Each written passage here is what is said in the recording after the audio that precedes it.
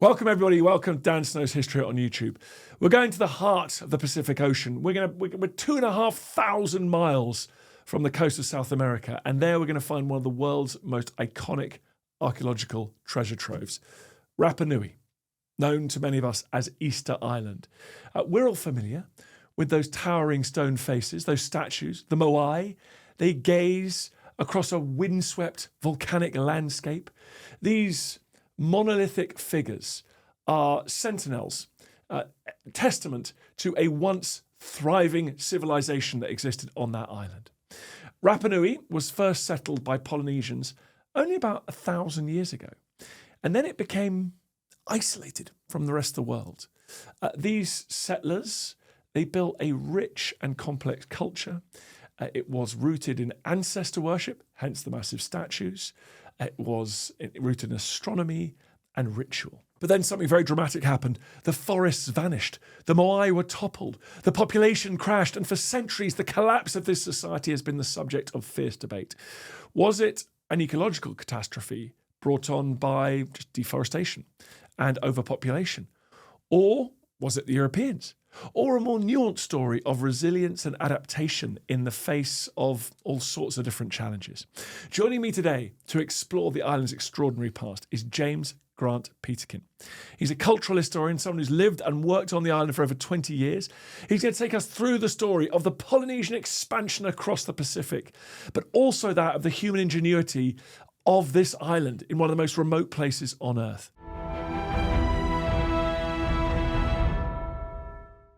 James, thanks so much for coming on. Thank you for having me. Shockingly, given this is a history podcast, we're going to start with some geography.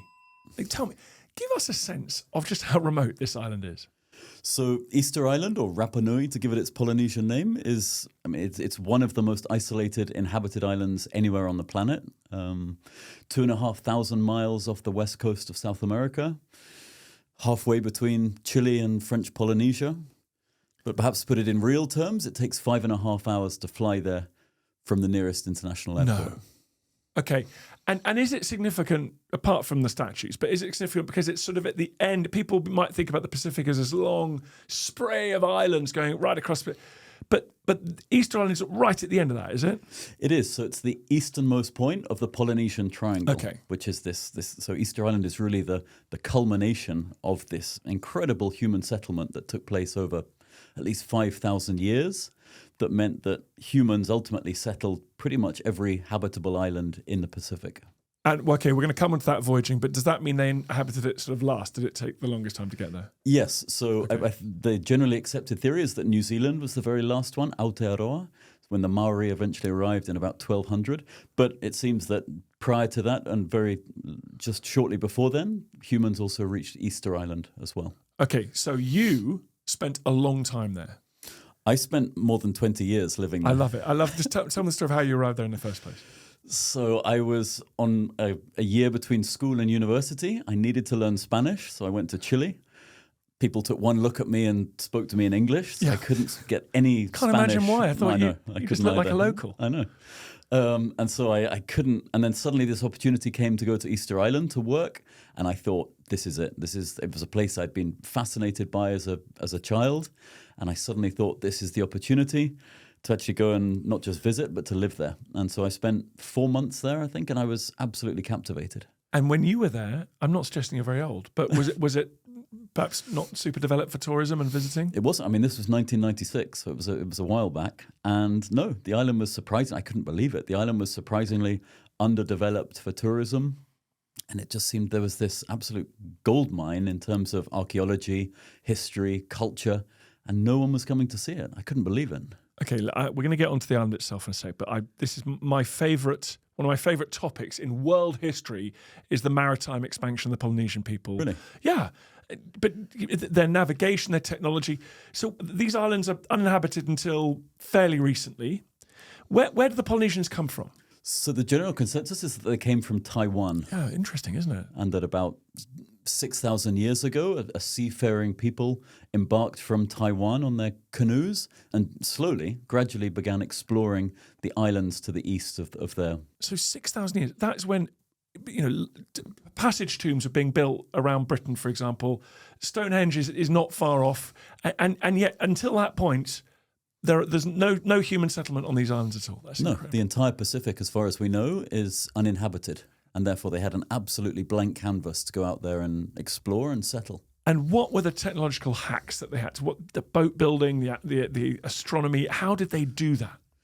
So it seems to be obviously a mix of an enormous number of factors. They introduced the outrigger, this idea of stabilizing these large canoes. Right, so canoe with outrigger is like a bit that sort of sticks off the side. On one side or sometimes on both sides. And so that gives you greater stability. With a sort of almost like a mini canoe at either side. Exactly. If you think of a trimaran today, but it's actually much smaller on either side. It's where you stick your young kids when you're on holiday and they sort of cling on. Okay. Exactly. But it was more than that. It was the understanding of the constellations, of the environment around them, that enabled them to really carve these almost sort of highways down the ocean. That meant that by using the stars, by using certain particular constellations or the sun and the moon, they were able to actually mark routes down which they could navigate down, but also come home as well. And they had these techniques, didn't they? That they could tell when a wave had hit a seashore and then was like reflecting back. So even if you couldn't see the shore, you sort of went, hang on a second, I think we're near an island. There are all these little things that they were able to notice. So it's the ability to sense changes in swell and in current and things like that. So if you think if you've got an obstacle in the water far ahead of you, but long before you can see it, that obstacle will actually create the way in which the water moves around it. And to an experienced Polynesian navigator, he or she will be able to actually sense that. They couldn't see it, but they could apparently feel it.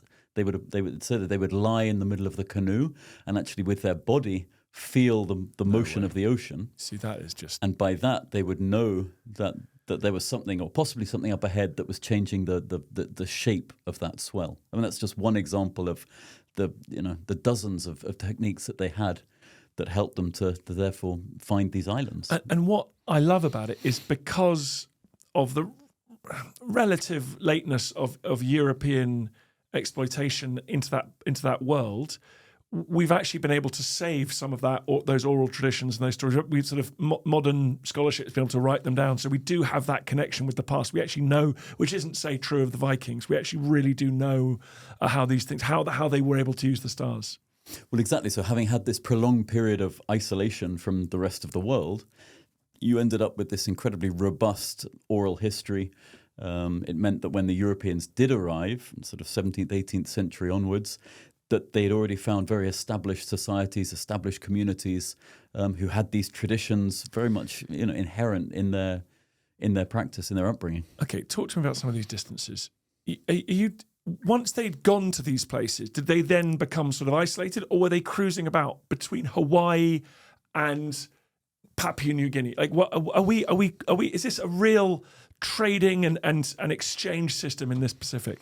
I think to a certain degree, yes. I mean, unlikely to have been from one corner of the Polynesian Triangle to the other. But if you think of, for example, the Hawaiian Islands, of which you've got at least half a dozen sizable islands, they, of course, would all be trading with each other. And so if you were missing, say, obsidian or wood or gene pool or something you needed to acquire, then, of course, you could do it from a neighboring island. And that's why when you look at the map of the Pacific, you can actually almost kind of group it together into these clusters of islands. The big exception to all of this is Easter Island, where there is nothing else around it. And that's why it becomes this exception even in Polynesia. So it takes 5 hours to fly there even today. If there are human beings there, so someone got on a boat and just took off into the horizon and arrived at Easter Island, extraordinarily. Does that imply that lots of people went off in all sorts of different directions and never came back? I think we have to assume that this was needle in a haystack stuff. And of course, you never hear about the ones that failed. Wow. Yes, they had a system where they would sail up to the halfway point, it's believed, of their food and water and things like that. If they hadn't then found land by then, they could turn around, and by having gone against the prevailing winds and currents, generally, in this easterly direction, they could turn around and then get home. As long as their map reading was fine, they could get home in a faster time. So they're sending out these scouting parties exactly over hundreds of miles of ocean. Because I think common sense says you wouldn't load up an enormous great canoe with women and children and plants and animals and everything you need to begin a new society if you don't already know that there is definitely an island that you're going to that you've pinpointed and marked.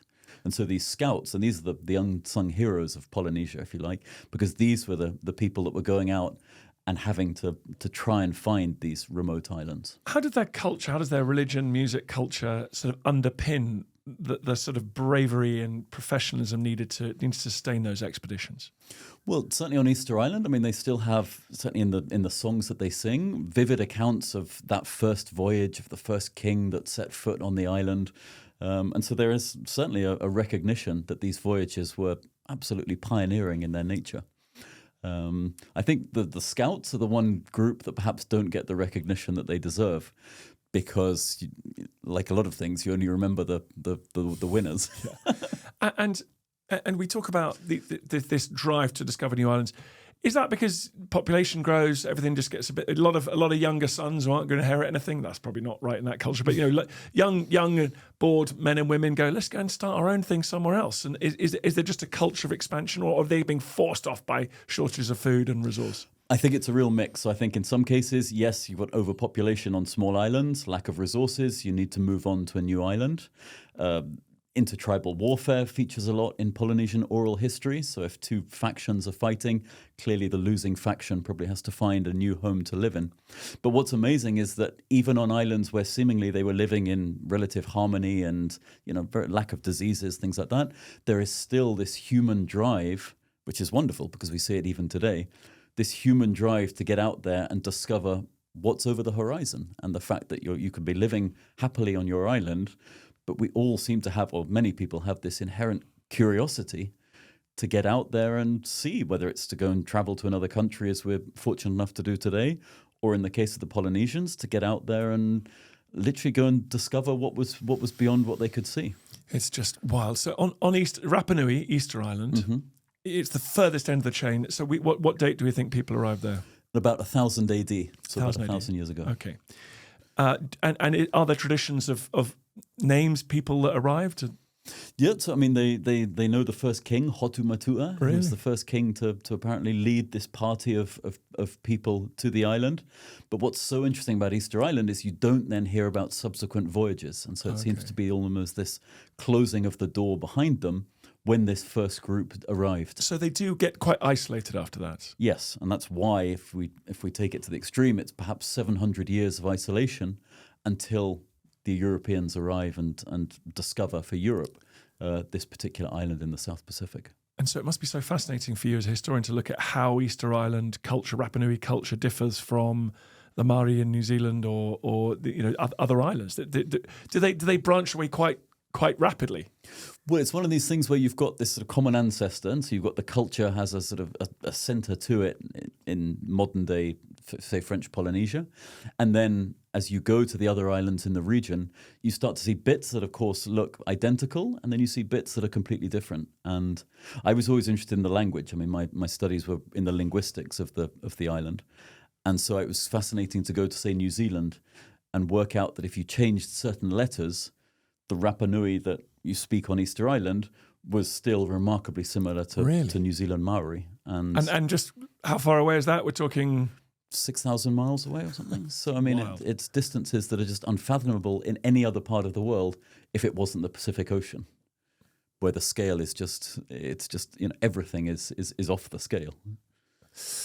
What you mentioned earlier, that they're taking women, children. This is a community on the move. How about plants and are they stocking ponds with fish? I mean, is there a whole suite of tools and resources they need to sustain themselves? So it seems that much of the expertise of the Scouts wasn't solely in finding these islands. It was working out what was there and what was missing. And so with this information, they would come back to the homeland, wherever that was, and then load up these large double-hulled ocean voyaging canoes with not just a genetically viable human population, but also actually then plants that they felt they would need, and also species of animals that they thought would be beneficial for their survival on this new virgin land, because it's untouched. So what's the soil like on the island? It's surprisingly good because it's volcanic soil, but it's volcanic soil that, I mean, the island, parts of it are 3 million years old, so it's this great eruption from the sea floor. The island is therefore just the top of a volcano, really. And so once that soil, as long as it's not overused, that soil is relatively good. The problem, of course, is if you use it too intensively in a short period of time, then, of course, And they had the fishing. They could sustain themselves with the sea as well. Yes. So, I mean, that's really why it's believed that the first Polynesians that arrived there would have seen this island as almost a kind of Polynesian Garden of Eden.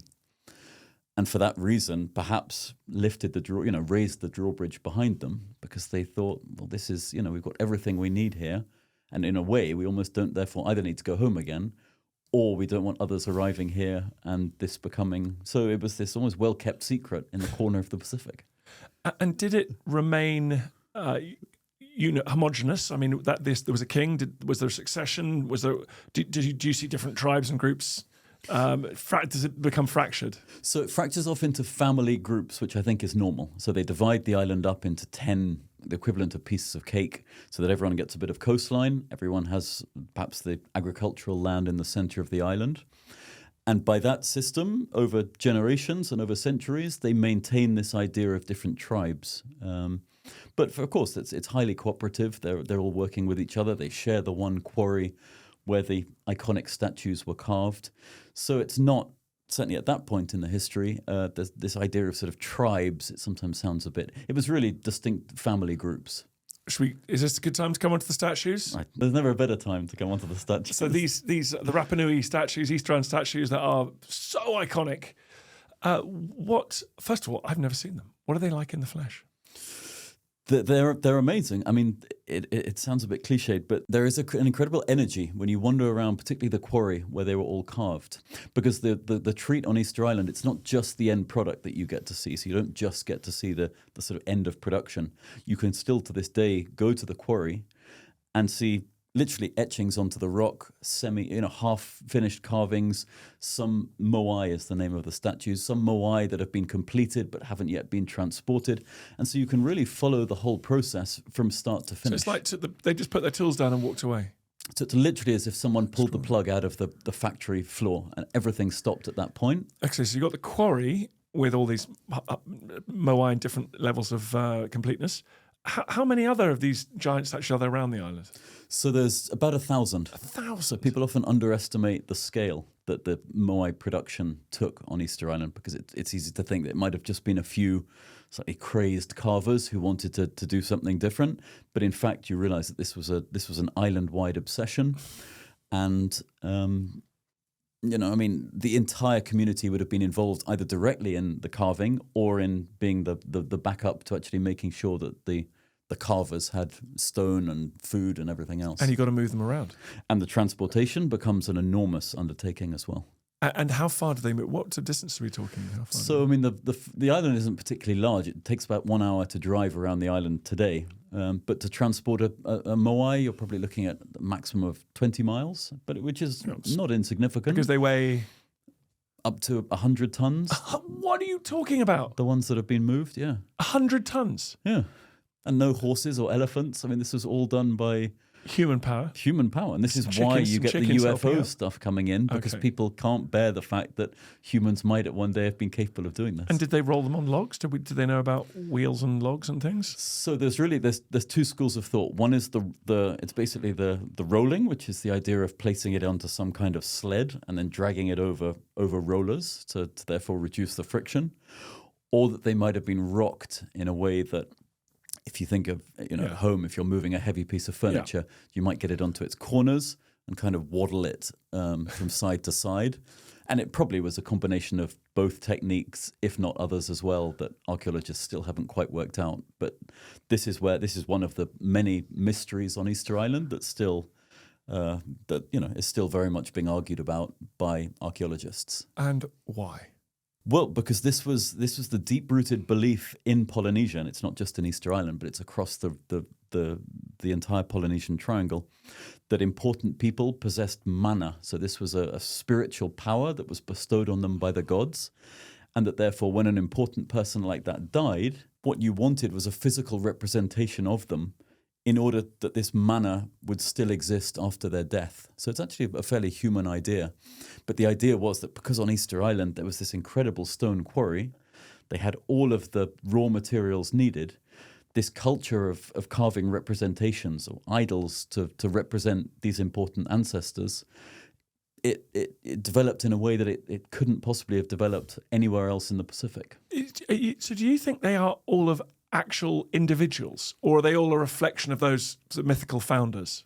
No, I think real people. Because for example, when Cook came in 1774, people actually told him the names of some of the statues that he was standing in front of, in the same way that you or I might in our homes or in our offices have the portrait of an ancestor, the founding. I thought you'd been a statue of Nelson, which I do have in my home. Right. But okay, so yeah. We'll have prominent figures, whether it's in our family or in our history, but there was this belief that these statues were more than just a representation.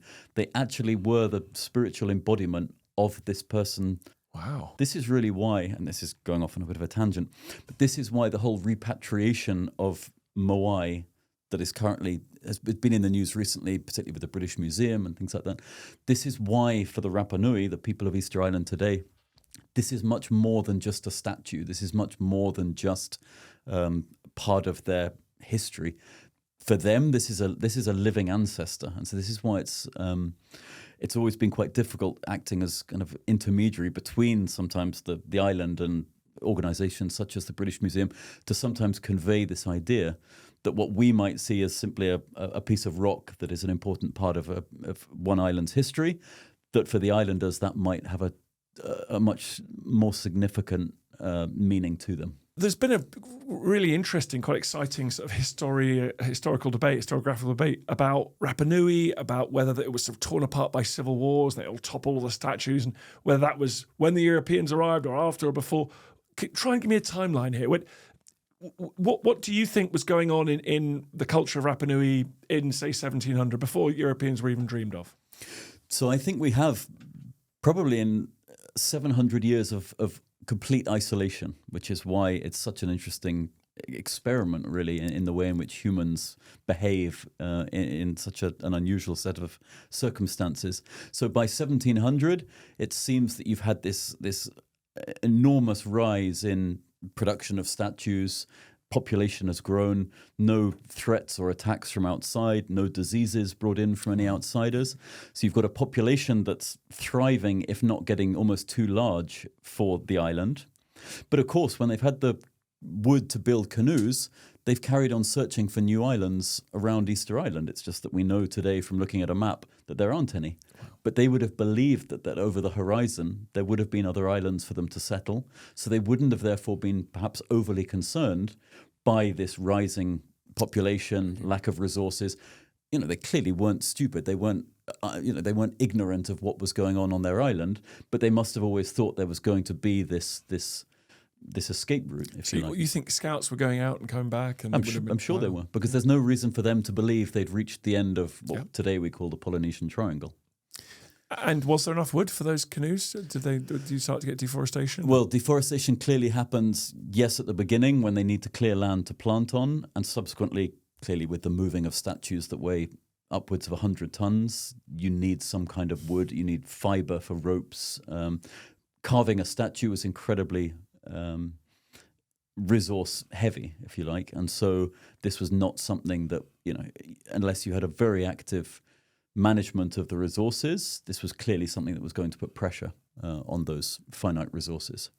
And so there is a school of thought that says the whole thing sort of collapses because of that overpopulation. Where are we now? Where's scholarship now on this? Well, the scholarship is still very much, the jury is still very much out over this. But clearly, at one time, the population was notably higher than then when the Europeans found it in from 1722 onwards, which is the first contact with any outsiders, seemingly, that the Rapa Nui have in the best part of 700 years. So we think that even before the Europeans arrived, there had been some sort of a population crash, but the population got smaller. I think so, because it depends who you read, but we have to therefore go by the accounts of the first Europeans who describe an impoverished island, a deforested island, and we know that couldn't have been the case in a society that several hundred years prior had created up to 1,000 statues of enormous proportion. So your impression is that quarry, for example, that's abandoned seemingly sort of overnight, that's probably not the European topsails appearing over the horizon. That was probably some event on the island. The dating suggests that the abandonment of the quarry took place at least 50 years before the Europeans arrived. This is an internal strife. This is an internal problem. Interesting. And for some reason, someone's come along and said, we're not carving a single another moai statue out of this quarry. Tools are downed. They walk out of there and never come back. Wow. And that's why it's this incredible vestige of human achievement. And when the Europeans arrived, they I mean, are you sure that's not just Europeans just being dismissive of every culture they come across? But they're saying it's an impoverished, they specifically aren't seeing evidence of healthy, thriving sort of agricultural communities. I mean, Captain Cook, who was, I think we can generally accept, had understood the Pacific. He understood Polynesia. He wrote that it was the least attractive island and the least beneficial island to ships that he'd ever come across in that part of the world. Wow. Roggeveen, who's the Dutch captain who arrives on Easter Sunday in 1722, hence the naming of the island. His cook laments the fact that there's no wood on the island for him to even light a fire with. So, I mean, these are snippets of details that, as long as we trust the authorship of them, we have to accept that the island that they came across was not this thriving island that had been clearly the case 100-200 years prior to that. A reasonable assumption is that it had been denuded by just over-farming, overgrazing, trees being cut down, too many humans. Yes. Too much pressure. It becomes this classic case of what Jared Diamond would then call the collapse, this idea that societies will reach a breaking point, after which, if there hasn't been successful management of resources, if populations aren't controlled, then it's simply the entire society descends into ecocide, so this ecological suicide, where you basically destroy the one environment that you have to live in. And do you see any more evidence of things that there's talk about them being the moai being toppled over and things? Is there any other clues on the island about what might have happened around that time? Well, I mean, studies of skulls, in particular bone studies, have shown that people were suddenly dying from blunt instruments instead of natural causes. The obsidian, which is the volcanic glass that used to be a key component in carving the statues, suddenly becomes shaped in spearheads and arrowheads and things like that. So again, that would suggest a collapse of this very organized. Quite suggestive. Things might have got and mentions in the oral history of cannibalism. So I mean, clearly there's been a shift, and no one denies that shift took place on Easter Island.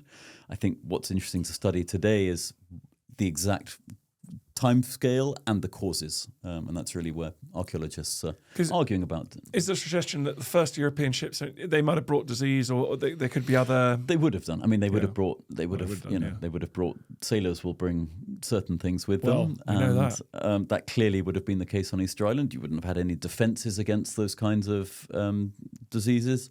I mean, even on Easter Island 50 years ago, there used to be such limited contact with the outside world that when a ship would come to the island, people would say that everyone on the island got ill for the next, everyone got a cold for the next week or so, because that was just germs from outside that they didn't have any exposure to and any defences against. And so clearly the arrival of Roggeveen in 1722, but then there's 50 years until the next Europeans arrive. So it's incredibly spread out. And therefore I find it difficult to believe people who put the blame entirely on Europeans, who say that everything was perfect, the Europeans arrived, and then everything just collapsed. And I think that in that you've got 3 visitors in the first 60 years there, that sounds slightly far-fetched. Although in the 18th century it appears to be a slightly more impoverished island, people were still living there, even without wood. So how were they surviving? Well, so this is one of the great success stories, that the human population on Easter Island never disappears, as sometimes the slightly lazier literature about the island will say. And so what they did was they made these dramatic changes in their lifestyle, really, to ensure, first of all, that humans survived. And the most notable of that is that they stopped carving the statues, and that's why they abandoned that quarry overnight and never came back to it. And so they replaced their religious beliefs with a competition that focuses on collecting birds' eggs. Well, you can see that clearly, it would have taken a period of perhaps people not all being convinced by this. But on a small island, changes can happen quickly. And so suddenly if the elders and the priests are all suddenly saying, no, mana now comes in the form of these migratory birds that arrive once a year and lay an egg, and therefore we'll have a competition between all the tribes. I mean, it's bonkers when you explain it, but that we'll have a competition between all of the tribes. You'll each put your greatest sort of Olympian forward, and he will compete against the other tribes to become the person to obtain that first egg by swimming across a mile and a half of open ocean, probably waiting in caves on that islet. What's a little off-lying islet? Yes. Yeah. And then as soon as someone gets the first sooty tern egg, that person's chief becomes what we call the Birdman, and he becomes the spiritual political leader of the island for the next 12 months. And then we'll come back again next spring and we'll do the whole thing again. And for about 150 years, this system is the dominant sort of leadership election system. It's fascinating. That's amazing. So the new pope should just say the new religion, the new worship is putting a solar panel on your roof, lads. Exactly. So they start collecting. They start sort of more foraging. I guess there's still fish in the sea, thank goodness for them. So but it's focused less on crops and more on what they can find on the seashore and in the ocean. Yeah, so you've got now a diminished population in terms of its number. You've got one perhaps much more conscious of the fact that they now need to survive entirely by themselves, that they can't rely on neighbouring islands or the arrival of outsiders. Yes, when you get the arrival of Europeans, you're going to get some trading and things like that. But so it's really why the island has always maintained this resilience, but also this ability to look after itself, and that's why even in something as recently as COVID, where the island closed down for 2.5 years, it was almost like the islanders went back to 100 years ago, where they suddenly had to be entirely self-sufficient. So let's talk more about those European arrivals. The Dutch expedition in the 1720s, you mentioned? Yep, so 1722, Jacob Roggeveen, and they sight the island on Easter Sunday. Right, hence the name Easter Island. Stay for a while or get going? No bad conditions in the sea. Stay for the best part of a day, really. Oh, wow. So, and this is why these first contacts were so brief. That again, to believe that they might have had an inherent, they would have, of course, affected the islanders in a profound way, but to say that they would have really totally collapsed civilization. Exactly, Okay. I think is far-fetched. Okay, then we get a Spanish expedition in 1770, and then Captain Cook off in the 1774. And does that do things start to get more regular after that? Is it on the map? So it's now on the map because, of course, these drawings and paintings of these colossal statues find their way back to Europe. And they're people are very struck with those straight away, are they? That this is something unusual. The equivalent of a viral photograph today. Okay. I think people are, what on earth is it? They first of all don't expect there to be an island there in the first place. When they find the island, they're amazed that it's inhabited. And of course, then when they get up close to the coastline and see these enormous statues dotted all around the coastline, then you can see that Europeans don't know what to make of Easter Island. So after Captain Cook, do we have a clear sense of the ships that passed, how much contact they were having with Europeans? Well, so it seems to be a noteworthy stop for people that are crossing the Pacific if they do call in. And that's why we're able to, at least in terms of population numbers, have an idea that the number of inhabitants on Easter Island continues to decrease. Oh, it continues to fall. Yes. Well, now they've got a whole influx of European diseases to cope with as well. They've got diseases to deal with. The culture's changing rapidly as well. Perhaps the very structured family, tribal organisation is breaking down as well. Missionaries come along, move everyone into one place because that makes conversion much easier. So they break up this idea of sort of tribal lands. So things are in flux and things are changing fast. So you've got quite radical reorganisation. You've got disease. You've got in trade with the outside world. It must have been quite tumultuous decades, the early part of the 19th century. No, they were, and sadly, perhaps less scrupulous outsiders also see the island as an easy target, easy pickings, and so Peruvians in particular realize that the island is unprotected. It doesn't come under the colonial protection of anyone, and see that here's this Polynesian island relatively close to South America.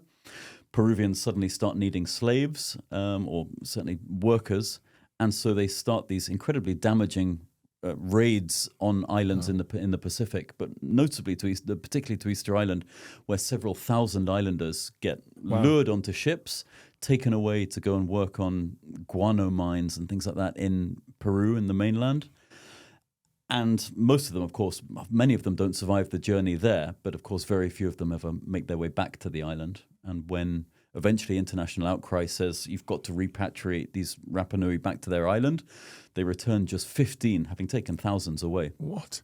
And these 15, sadly, bring smallpox with them. Oh, my goodness. And so that smallpox then decimates much of the remaining population. So by the mid-19th century, the numbers are really down to very... They say that it got as low as 110 people 110. at once. And there had been thousands census. of people living there. Yeah, I mean, no one knows the exact high number, but possibly 12, 14,000 people would have been required to have the kind of society that was clearly living there at one point to create this culture that Easter Island has become so famous for today. Well, it does eventually fall under some sort of European yoke, does it? Well, Catholic missionaries arrive. Okay. And so when they come, they actually become the first people to almost raise the alarm about what's happening on Easter Island and how the population continues to decrease. And so it's they that actually request someone to take ownership of the island. And through geographical, I suppose, proximity, it becomes a Chilean possession in 1888. Really? But so before those missionaries, there weren't any really Europeans living on there, or no, because there was nothing for them. If there had been resources, if there had been precious metals, or if there had been something, then Cook and others would have clearly the message would have got back that this is somewhere we need to, this is somewhere we need to colonize. But no one was interested in Easter Island. It didn't offer anything except at this stage hundreds of fallen over statues. There wasn't even a single statue standing up at this point. Okay, and now why is that? Why are the statues all fallen over? So something has happened on the island that has caused a complete rejection of that former culture, and people aren't quite sure whether it's this intertribal warfare, that if you know that your neighboring tribe has their ancestors watching over them and protecting them, which is what those statues used to do, then perhaps the first thing you do is when you take their land because you want their land and their resources, perhaps at the same time you also then throw over their statues to nullify the power of their ancestors. Or alternatively, it's an island-wide rejection of a religious belief that you and your ancestors have put hundreds of years of work into. It's like the Protestant Reformation. You're told that every larger and larger statue, suddenly life will get better for you, and you're breaking your back building these things, and nothing's getting better, and life's getting worse on this island. Wow. And so it might be that there comes a point where everyone just goes, do you know what, we're done with this. And Birdman, but Birdman's what we need. Yeah, Birdman comes to the fore.